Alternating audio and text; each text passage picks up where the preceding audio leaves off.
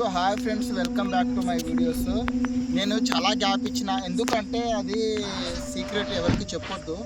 కాకపోతే ఇంత గ్యాప్లో నేను ఒకటి నేర్చుకున్న ఏంటంటే, కొన్ని ఆత్మని ఎట్లా ఆహారం చేసుకోవాలి. అంటే కొన్ని ఆత్మలు నా శరీరంలోకి వస్తాయి, అవి పడ్డ పెయిన్ అవి నా ద్వారా మీకు చెప్పబోతాయి.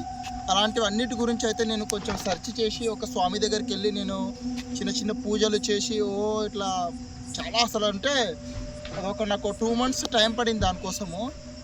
దానికి నాకు ఒక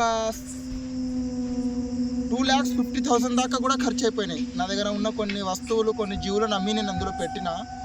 నాకు ఇంట్రెస్ట్ కాబట్టి ఫీల్డ్, సో ఆ అనుభూతి నేను పొందిన కాబట్టి ఎక్కడ ఏముంది ఏంది అనేది నాకు అర్థమవుతుంది. ఈ మధ్య ఇంకా ఎక్కువ అనుభవం రాలేదు, కానీ లిటిల్ బిట్ నాకు తెలుస్తుంది అంతే.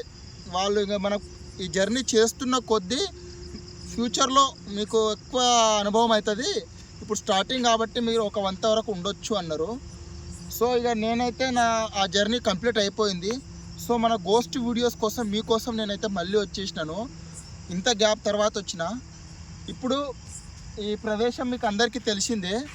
ఇక్కడ ఒక పాపని చంపేసి ఇట్లా భూమిలో పాతేసిన క్షణాలు, అప్పుడు ఇక్కడ జరిగిన అద్భుతాలు అండ్ అసలు చెప్పుకోలేనటువంటి బాధలు అన్నీ ఇక్కడ ఉన్నాయి. అయితే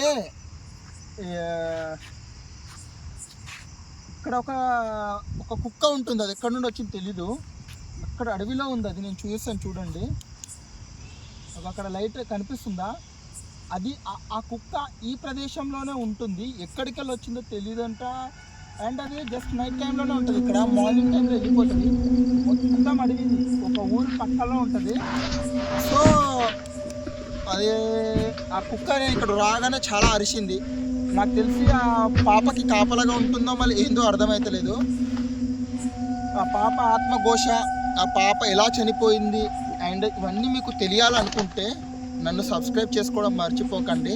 ప్రతి ఒక్కరు నా వీడియోని సబ్స్క్రైబ్ చేసుకుంటే రేపటి నుండి నేను ఆ పాప స్టోరీ, నేను ఇక్కడ పక్కన విలేజ్ ఉంది, ఆ విలేజ్లోకి వెళ్ళి కనుక్కుంటా ఏమైంది ఏంది అనేది. నేను కనుక్కొని పూర్తి వివరాలు మీకు ఇచ్చి ఆమె లైఫ్, ఆమె బయోడేటా అండ్ అదంతా మీకు నేను తెలియజేయాలనుకుంటున్నా.